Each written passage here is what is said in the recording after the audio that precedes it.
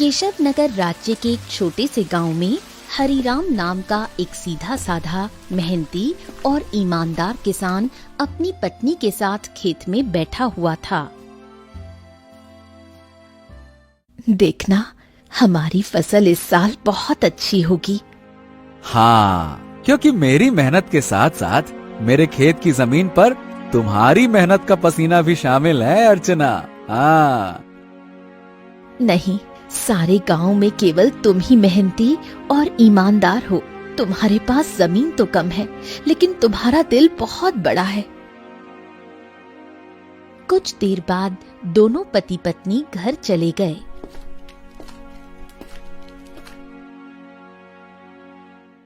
मैं तुम्हें एक बात बताना तो भूल ही गई, घर में लकड़ियां खत्म हो गई हैं। अरे चिंता मत करो, मैं कल सुबह सबसे पहले जंगल में लकड़ियां काटने के लिए ही चला जाऊंगा। ठीक है ना, ले आऊंगा। चलो अब।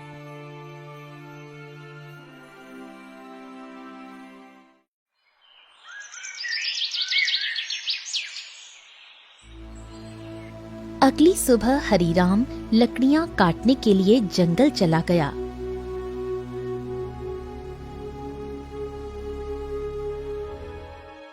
हरिराम एक पेड़ पर कुल्हाड़ी चलाने ही वाला था कि तभी उसने देखा झाड़ियों में एक घायल बंदर करहा रहा था।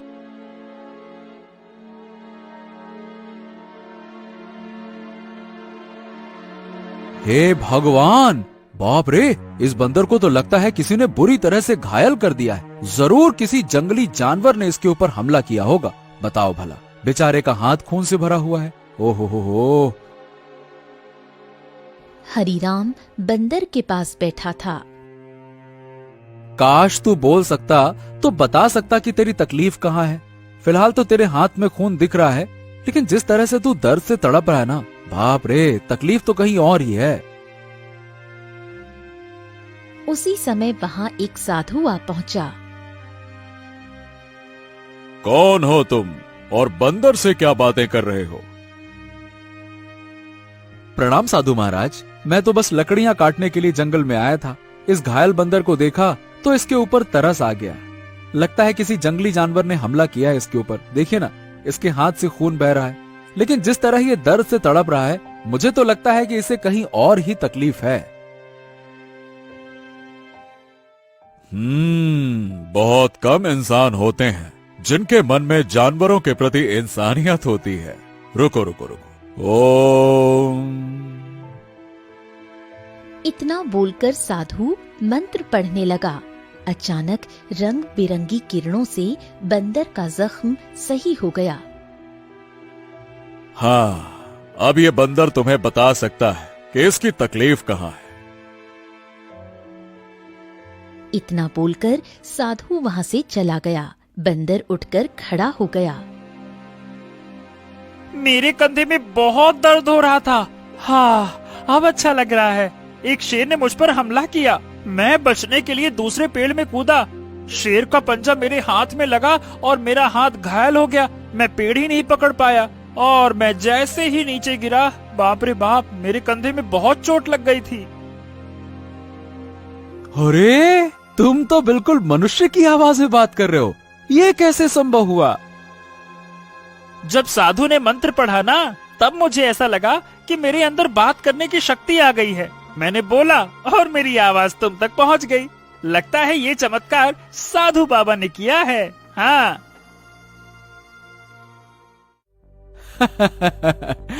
अच्छा ये बताओ, तुम मेरे घर पे चलोगे? ओहो, अब तुमने मेरी जान बचाई है तो अब तो मैं तुम्हारे साथ ही चिपक गया हूँ। मतलब मैं तुम्हारे साथ ही रहूंगा। और क्योंकि मैं इंसानों की तरह बात करने लगा हूँ, तो मैं बंदरों से अब तो अलग हो गया हूँ ना। क्या करूँगा उन बंदरों के साथ रहकर? अब तुमसे बातें करूँगा जी भर के। चलो, तुम मेरा कोई अलग नाम भी रख सकते हो। बताओ बताओ, मेरा क्या नाम रखोगे? बड़े मजे की बातें करते हो तुम। चलो ठीक है, मैं तुम्हें आज से गोलू कह के पुकारूंगा। क्यों, कैसा नाम है? अच्छा नाम है ना? हाँ, अच्छा नाम है। चलो चलो चलो चलो, घर चलते हैं।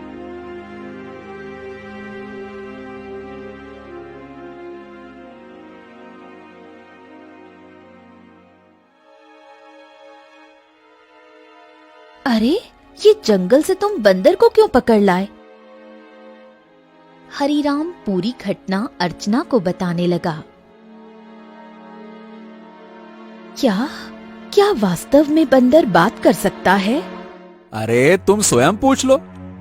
क्या नाम है तुम्हारा? मेरा नाम गोलू है। हरीराम ने मेरी जान बचाई है और अब मैं उसका साथी हूँ। साथी क्या, अब तो मैं तुम्हारे परिवार का हिस्सा हूँ। अर्चना आश्चर्य में पड़ गई। समय बीतने लगा। गोलू की मौजूदगी घर में नई जान ले आई थी। धीरे धीरे गोलू अर्चना के काम में हाथ बटाने लगा। गोलू अब हरीराम का सच्चा साथी बन चुका था। एक दिन गोलू हरीराम से बोला, हरीराम, अब मैं भी तुम्हारे साथ खेत में चलूंगा। क्या करूंगा घर में बैठे बैठे, मुझे भी चलना है। अरे गोलू, खेत का काम आसान नहीं होता, बहुत मेहनत लगती है। क्या करोगे तुम वहाँ पे? अरे क्या करूंगा क्या, मैं भी तुम्हारे साथ मेहनत करूंगा। और क्या क्या मुझे कम मेहनती समझा है क्या? बस डर ये है कि गांव वालों ने तुम्हें बोलते हुए देख लिया ना, तो वो न जाने क्या समझेंगे। अरे पर जब मैंने तुमसे पहली बार बात की थी तो क्या तुम डरे थे क्या, बताओ? देखो गोलू, मैं दुनिया को जानता हूँ। हर कोई मेरे जैसा नहीं होता है जो तुम्हें समझ सके। ओहो, मुझे दुनिया से क्या है लेना देना, मुझे तो तुम्हारे संग है रहना। मेरा मतलब ये है कि मुझे बस तुमसे मतलब है, क्योंकि मैं तुम्हारा साथी हूँ। हाँ। हरीराम मुस्कुराया और अगले दिन गोलू को साथ लेकर खेत चला गया। कुछ ही दिनों में गोलू ने खेती की हर बात सीख ली। अब वो हरीराम का सच्चा मददगार बन गया था।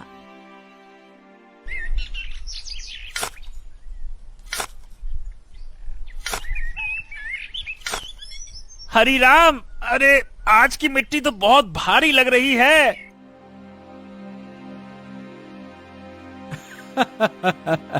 गोलू, अब तो तू पक्का किसान बन गया है। मिट्टी का भी फर्क समझने लगा है। गोलू की बात अब गांव में फैलने लगी थी और ये बात आखिरकार पहुंची जमींदार चौधरी के कानों तक। क्या हरीराम के घर एक बंदर है जो इंसानों की तरह बोलता है? हाँ जमींदार साहब, मैं खुद देख चुका हूँ। अरे मैंने तो उसे बोलते हुए सुना भी है। पहली बार तो मैं डर गया था। अरे भैया, तो फिर उस बंदर को लेकर तमाशा करना चाहिए, उससे तो बड़ी अच्छी कमाई होगी। ये बात आपने बिल्कुल पते की कही जमींदार साहब। जमींदार की हंसी कुछ देर चली, फिर वो गंभीर हो गया। हाँ, इस हरीराम की जमीन पर मेरी नजर बहुत समय से है। बाकी सब तो मेरे कर्जदार बन चुके हैं, पर ये ससुरा हरीराम ये कभी झुका ही नहीं। उसकी जमीन बहुत उपजाऊ है जमींदार, बंजर में भी फसल उग जाती है। अरे इसमें मिट्टी का कोई खेल नहीं है भीमा। उसकी किस्मत और सितारे बुलंद है, पर जिस दिन वो सितारे गिरेंगे ना, उसी दिन ये खेत मेरा होगा और हरीराम मेरे कदमों में होगा, देख लेना तुम।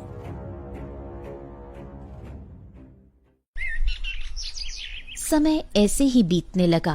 एक दिन हरीराम और गोलू जब खेत से घर लौटे तो आंगन में बैठी अर्चना को देखकर दोनों के चेहरे पर चिंता की रेखाएं खिंच गईं। अरे अर्चना, क्या हुआ? ये कैसी खांसी है?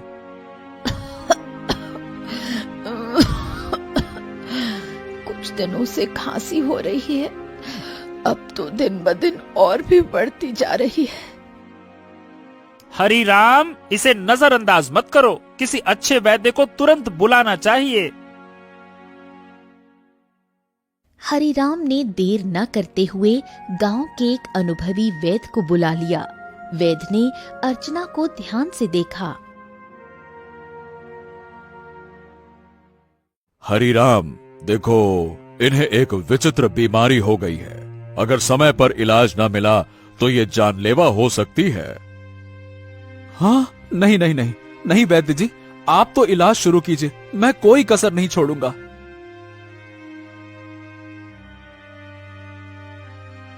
उस दिन से हरिराम का सारा धन अपनी पत्नी के इलाज में लगने लगा। हफ्तों बीतते गए और एक दिन ऐसा आया जब उसकी सारी जमा पूंजी खत्म हो गई। उस दिन हरिराम घर पर अकेला बैठा था।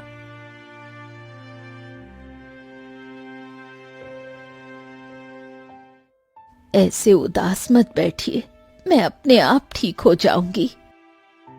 ऐसा ऐसा मत कहो अर्चना, मैं तुम्हें इस हालत में नहीं देख सकता। तो अब क्या करोगे? जो कुछ था सब तो मेरे इलाज में लगा दिया। अब तो बीज खरीदने तक के पैसे नहीं बचे। हरिराम सिर झुकाए बैठा था।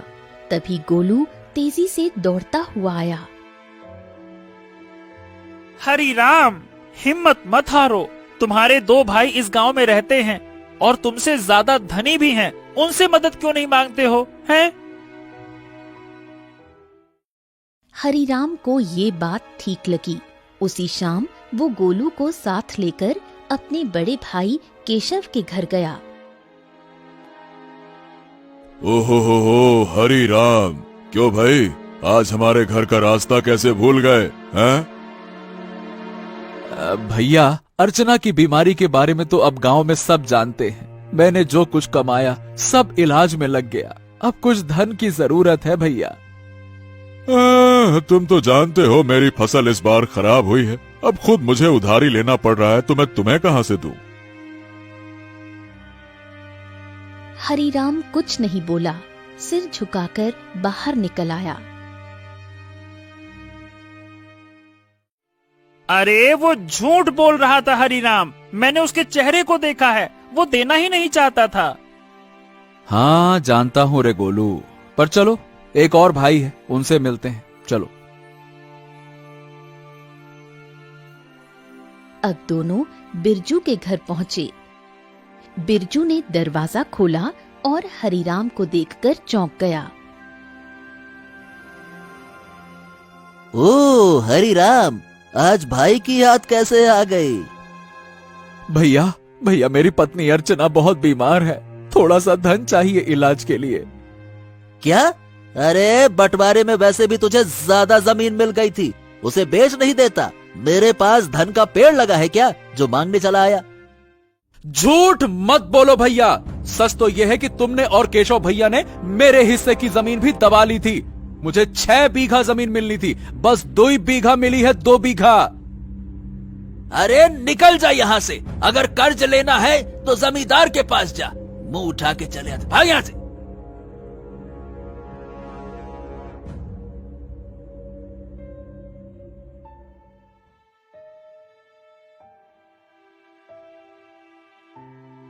कैसे भाई हैं तुम्हारे हरिराम, एक भी मदद को तैयार ही नहीं है। हाँ, इस दुनिया में इंसान ऐसे ही होते हैं, मतलबी, अपना पराया कुछ नहीं देखते। तो अब क्या करोगे? क्या जमींदार के पास जाओगे? हाँ, मजबूरी है गोलू, मैं नहीं जाना चाहता था, इसीलिए तुम्हारे कहने पे भाइयों के पास गया। अब तुम ही बताओ, मेरे पास और क्या रास्ता बचा है, बताओ।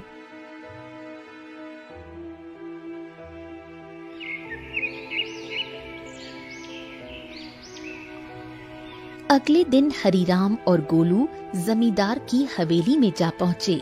उम्मीद उसे कम थी, मगर अपनी पत्नी की खातिर उसने खुद को झुका दिया था। मैं जानता था हरिराम, एक न एक दिन तू चलकर मेरी हवेली में जरूर आएगा भैया। आपने बिल्कुल सही कहा था मालिक, जब तक इसकी किस्मत चमक रही थी तब तक बहुत अकड़ में चलता था। अब देखो कैसा मुरझाया मुरझाया सा खड़ा है। ए जमींदार, तुम्हें किसी की हालत का मजाक उड़ाने का हक नहीं है। लोग तुम्हारा सम्मान करते हैं, तुम्हें भी दूसरों का सम्मान करना चाहिए, समझे? ए बदरवा, बकवास बंद कर। तू इंसानों की तरह बोलता है, इसका मतलब ये नहीं है कि तू इंसान बन गया है, समझा? हाँ भैया हरिराम, बताओ बताओ, क्यों आए हो? क्या बताएं, आपको तो सब पता है, मेरी पत्नी बीमार है, सारा धन इलाज में चला गया, कुछ धन की आवश्यकता है। अच्छा, धन चाहिए तो भैया मेरी शर्तें सुन लो। ब्याज 50% और बदले में कुछ गिरवी रखना होगा। हाँ, मेरे पास कुछ बचा है क्या जो गिरवी रखूं? जो सोने के आभूषण थे वो भी इलाज में बिक चुके हैं। अरे है ना, क्यों नहीं है? तेरे पास 2 बीघा जमीन है, भैया उसे गिरवी रखो।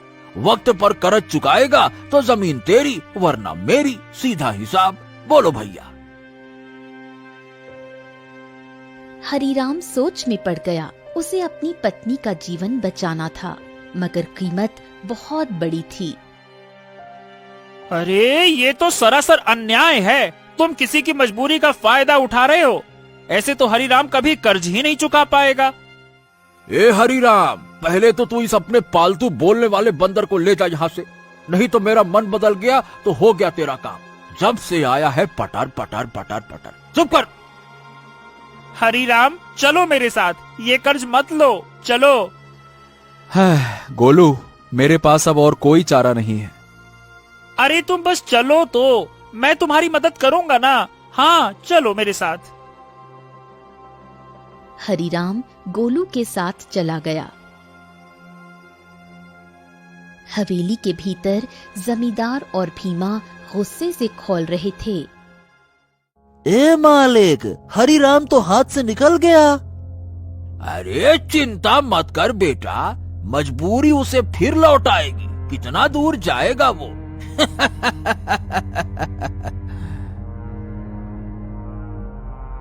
हरीराम गोलू के साथ घर पर आ पहुंचा और गोलू तुरंत वहां से चला गया। शाम तक गोलू लौटकर नहीं आया। हरीराम और अर्चना की चिंता बढ़ने लगी।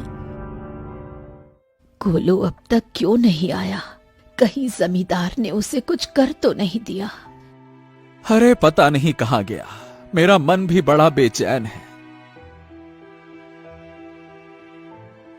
रात बीत गई।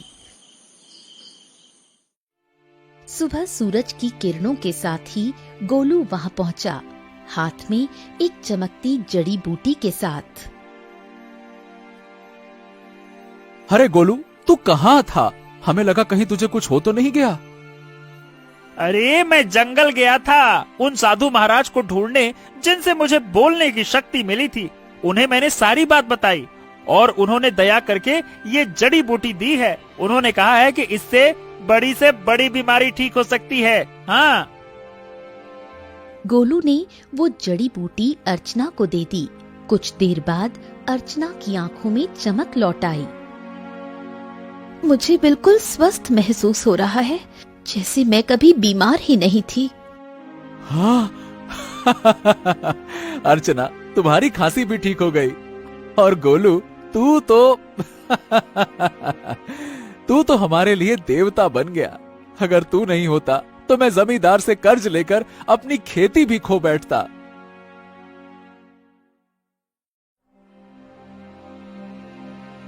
हाँ, अब मेरी पत्नी तो ठीक है, लेकिन खेत में बीज डालने के पैसे तक नहीं बचे। मैं जानता था कि अर्चना के ठीक होने के बाद तुम्हें बीज की जरूरत पड़ेगी, इसीलिए मैं साधु महाराज से बीज भी लेकर आया हूँ। हाँ, ये देखो। क्या बीज? हाँ, उन्होंने ये चमत्कारी बीज दिए हैं। अब देखो, अगर तुम इन्हें अपने खेत में बो दोगे तो ऐसी फसल उगेगी जो पूरे राज्य में किसी ने नहीं उगाई होगी, और सबसे पहले तुम्हारी फसल ही तैयार होगी। हाँ, मजा आ गया ना? इतनी जल्दी? हाँ, लेकिन एक शर्त भी दी है साधु महाराज ने। जब तुम्हारा समय अच्छा हो जाए तब तुम उन लोगों की मदद करना जो जमींदार के कर्ज में दबे हुए हैं। अरे मित्र गोलू, गोलू गोलू गोलू, तू मेरा सच्चा साथी निकला। हम दोनों मिलकर अच्छे से खेत में फसल बोएंगे। चल मेरे भाई।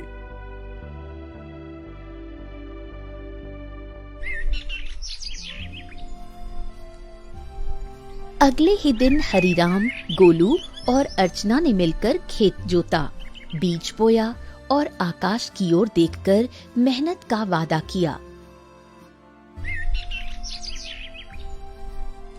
कुछ ही दिनों में हरिराम के खेत में ऐसी फसल लहराई जैसे किसी ने पहले कभी नहीं देखी थी। गांव वाले चकित रह गए।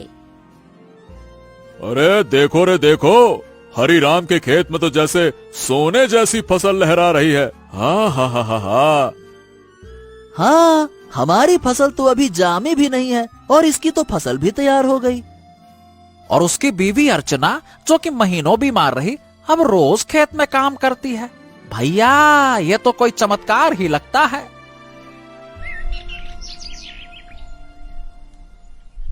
कुछ दिनों बाद हरिराम की किस्मत बदल गई।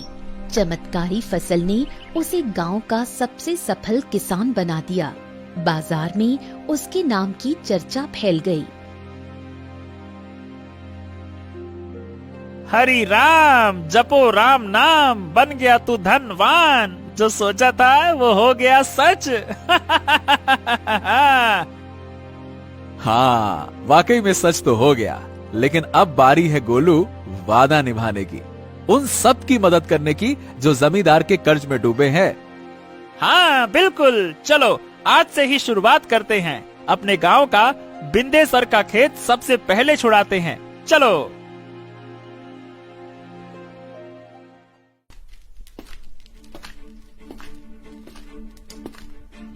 हरिराम और गोलू ने अपना मुनाफा इकट्ठा किया और एक एक कर गांव वालों का कर्ज चुकाने लगे। बिंदेसर, भोलू, रज्जो सभी ने अपनी जमीन वापस पा ली। हरिराम भैया, आज आपने हमें नया जीवन दे दिया। सही बताओ, बिल्कुल, बहुत बहुत धन्यवाद।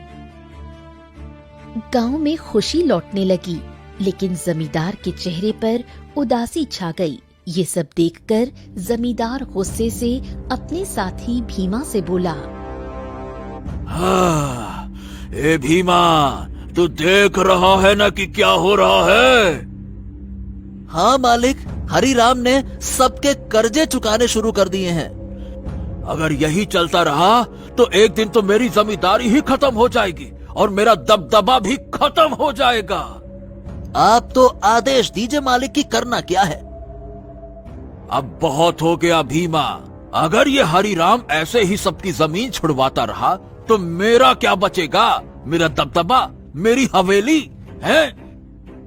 अरे मालिक, आप तो बस आदेश कीजिए, कल ही उसका काम तमाम कर दूंगा। सब खेत में काम करते हैं, वही खत्म कर दूंगा। कहिए। खून जमीन पर गिरे ऐसा मारना साले को, ताकि सबके दिल में डर उतर जाए। जा, हरिराम को मिटा दे, जा।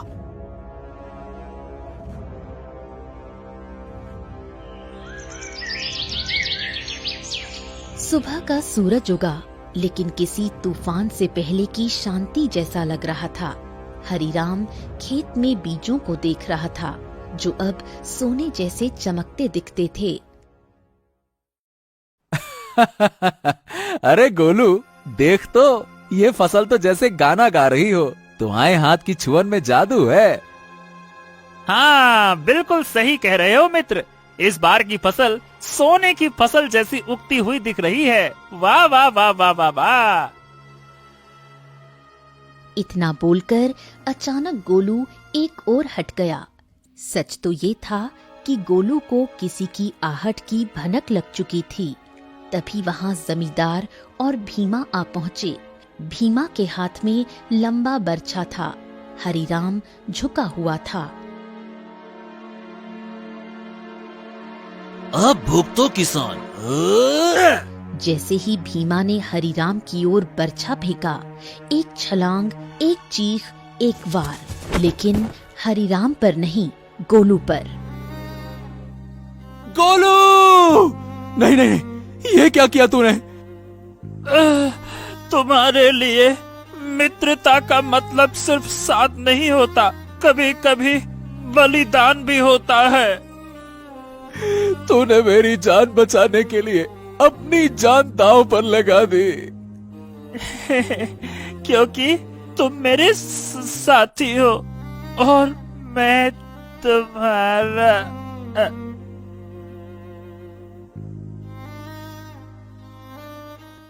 जमींदार और भीमा अविश्वास भरी नजरों से घायल गोलू को देखने लगे। भीमा जमींदार की ओर देखकर बोला, अरे ये क्या जमींदार, इस मूर्ख बंदर ने तो हरिराम के ऊपर लगने वाला वार अपने ऊपर ले लिया। हाँ, तुमने सही कहा, लेकिन मैं फिर भी हरिराम को जीवित नहीं छोड़ूंगा।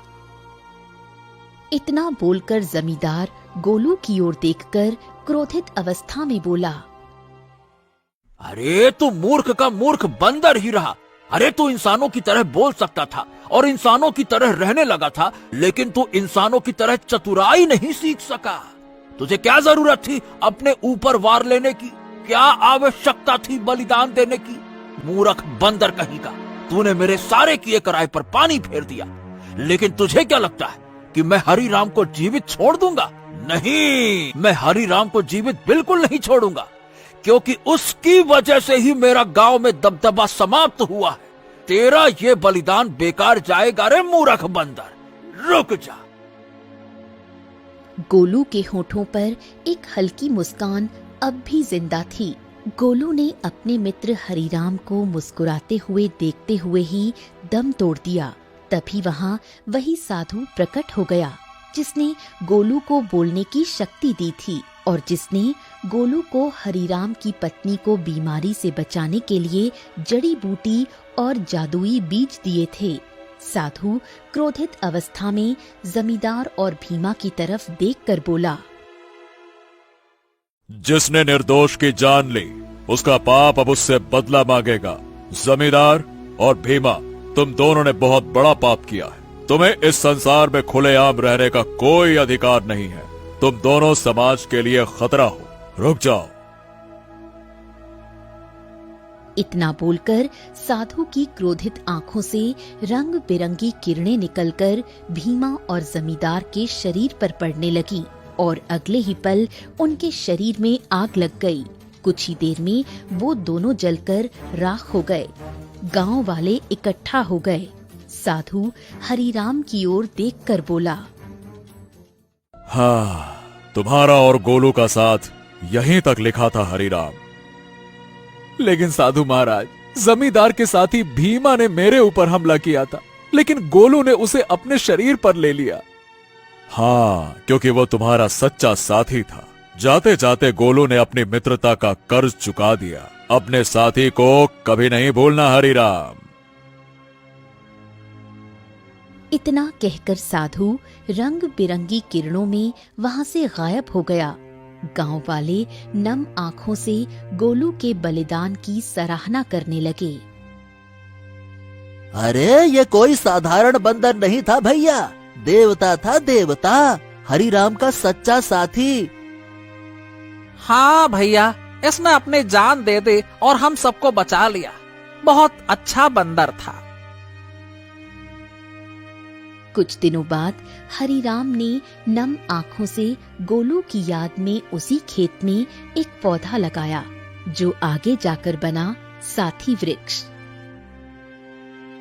गोलू, तेरे बिना सब अधूरा लगेगा, लेकिन तू मिटा नहीं। तू हर उस फसल में है जो इस धरती से उगेगी। कभी कभी सच्चा साथी इंसान नहीं होता, वो एक जानवर हो सकता है जो बिना शर्त प्रेम करे, रक्षा करे और अगर जरूरत पड़े तो जीवन भी दे दे।